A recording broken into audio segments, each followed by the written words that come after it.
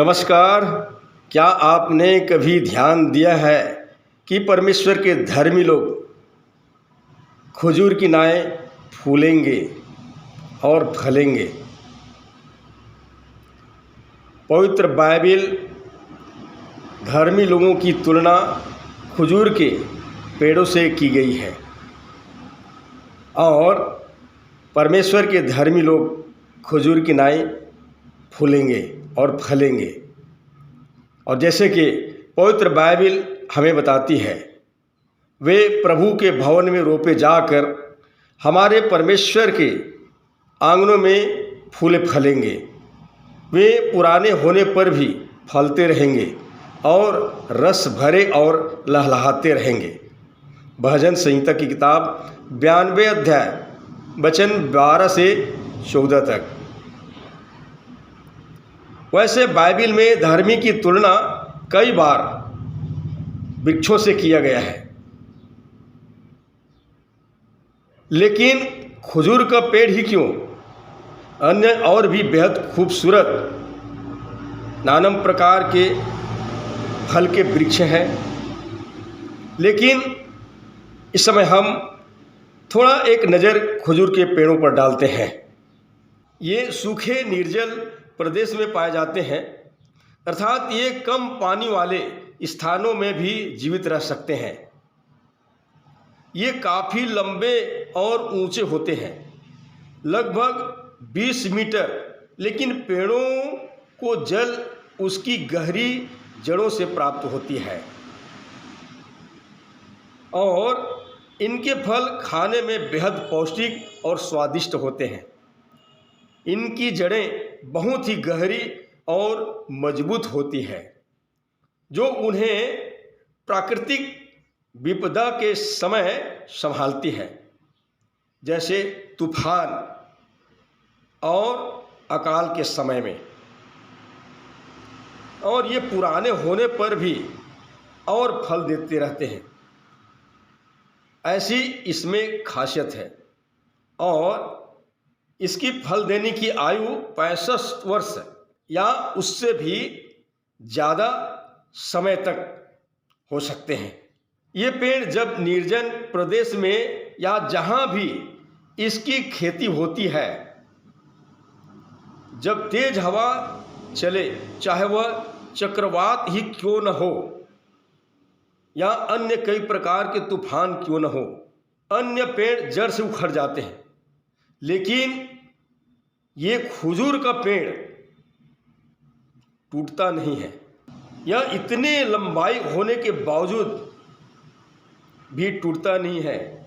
झुक तो जाता है, कभी कभी तो ये जमीन तक झुक जाता है, तब भी ऐसा लगता है जैसा टूट जाएगा, लेकिन तूफान निकलते ही फिर से ये खड़ा हो जाता है। धर्मियों का जीवन भी कठिनाइयों से भरा हुआ तो होता है। बहुत से जीवन की कड़वी बातें, तकलीफ़ें, बीमारियां, संघर्ष और आर्थिक तंगी, नाना प्रकार की आलोचनाएं और सताहटें उसके जीवन भी कोई चक्रवात से कम नहीं होती। और इस तरह की तकलीफ़ों को देखकर मसीहों की बैरी या विरोधी देखकर आनंदित होता है। वो सोचता है कि वह झुक गया है, वह टूट जाएगा, वो गिर जाएगा और नाश हो जाएगा। लेकिन तूफान निकलते ही वह पुनः दोगुने सामर्थ्य के साथ खड़ा हो जाता है, जैसे कि खजूर का पेड़ तूफान के निकलने के बाद वो फिर से खड़ा हो जाता है।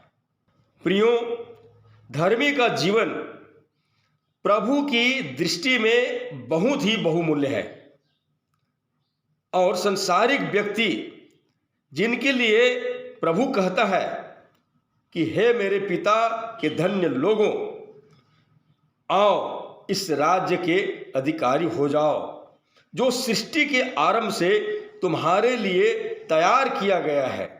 मत्ती रचित सुसमाचार 25 अध्याय वचन 34।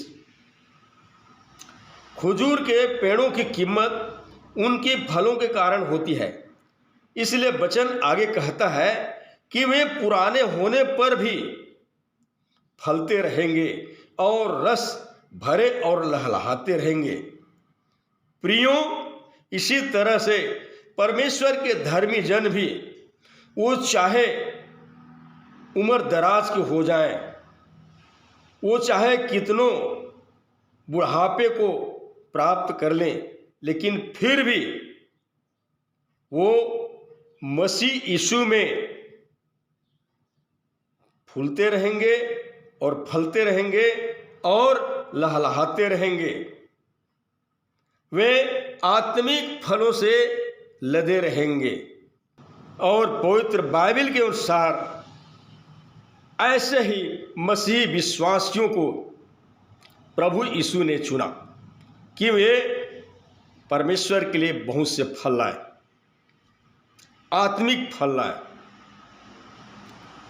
इसलिए हम देखते हैं कि जो सच्चे मसीह विश्वासी होते हैं वे अपने लंबे जीवन की अवधि में भी उनमें प्रेम, आनंद, मेल, धीरज, कृपा, भलाई, नम्रता, विश्वास और भाईचारे के प्रति जैसे आत्मिक संयम से और भी परिपूर्ण होते जाते हैं। यदि कोई अपने जीवन में एक बार यीशु को उद्धारकर्ता करके मान लेता है तो उनका जीवन सदा के लिए मसीह यीशु में सिद्ध, स्थिर और बलवंत हो जाता है। जैसे कि ये खजूर का पेड़ वो अपने पूरे उम्र तक स्थिर रहता है। बहुत से तूफानों के बावजूद भी वह न तो टूटता है और न गिरता है।